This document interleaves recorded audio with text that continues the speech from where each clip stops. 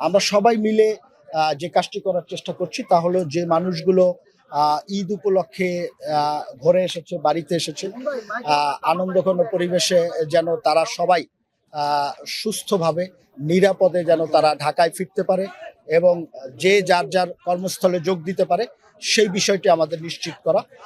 তো এই কারণেই আমরা সব জায়গায় যাচ্ছি এবং প্রত্যেকটি ডিপার্টমেন্ট সজাগ আছেন।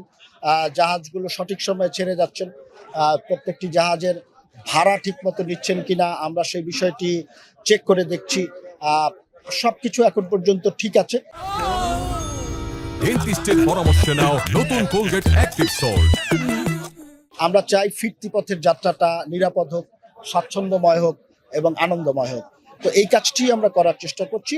তো আমাদের প্রধান লক্ষ্যই ছিল যে একটি বছরের বড় একটি বিষয় থাকে নৌ পরিবহন মন্ত্রণালয়ে, যে ঈদের সময় এই লক্ষ লক্ষ মানুষকে বাড়িতে নিয়ে আসা এবং ঢাকায় নিয়ে যাওয়া, সেই কাজটির দিকে আমরা সর্বোচ্চ মনোযোগ দিয়েছি। অন্য যে বিষয়গুলো আছে সেই বিষয়গুলো ঈদ শেষ হয়েছে, আজকে থেকে অফিস শুরু হয়েছে, হয়তো আগামী সপ্তাহ থেকে আমরা সেই বিষয়গুলো নিয়ে আমরা কাজ শুরু করব।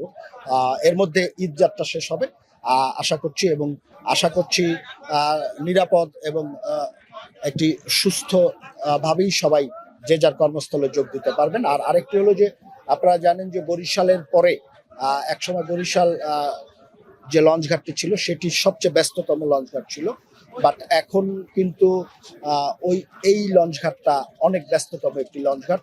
আমার মনে হয় সবচেয়ে বেশি জাহাজ এইখান থেকে চলাচল করে। সেই জায়গা থেকে আপনাদের যে প্রশ্নটি, এইখানে একটি যে টার্মিনালটির আধুনিকীকরণ, সেটি এখন সময়ের দাবি, জনগণেরও দাবি। নিশ্চয়ই আমরা সেই বিষয়টিকে মাথায় রেখে ভবিষ্যতে কর্মপরিকল্পনা ঠিক করব এবং এই এলাকার মানুষের যারা এই পথে যাতায়াত করে তাদেরকে আরো স্বস্তি দেওয়ার জন্য আমরা কাজ করব। Thank you. আমরা আজকে সকাল থেকে আমরা বেতুয়া লঞ্চঘাট, আরো কয়েকটি লঞ্চঘাট দেখেছি, এইটা দেখছি। এরপরে আমরা কালীগঞ্জ যেটি লঞ্চঘাট আছে, প্রত্যেকটি লঞ্চঘাটই আমরা দেখার চেষ্টা করছি।